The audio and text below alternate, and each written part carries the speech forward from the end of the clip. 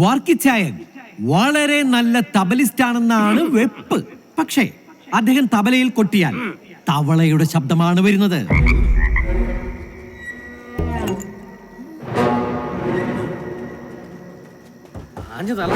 അതുപോലെ വെള്ളമടിച്ചാലോ അയാൾ മഹാചെറ്റയാണ്, കൂതറയാണ്, ഊളയാണ്.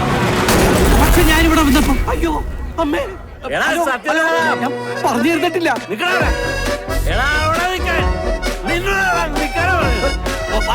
ഞാൻ പറയാൻ ഉദ്ദേശിച്ചത് ഞാൻ വന്നിട്ടില്ല.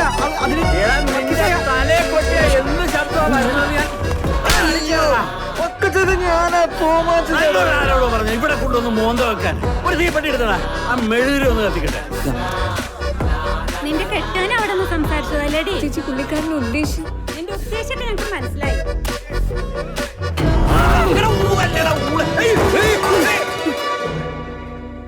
ഏട്ടത്തി പുള്ളിക്കാരൻ ഒരു പുതുമയ്ക്ക് വേണ്ടി അങ്ങനെ എന്തൊലൊക്കെയാണേലും അങ്ങേര് നല്ല കലിപ്പില്ല. ഇനി ഈ മുറ്റത്തൂടെ വഴി നടക്കാന്ന് കരുതണ്ട.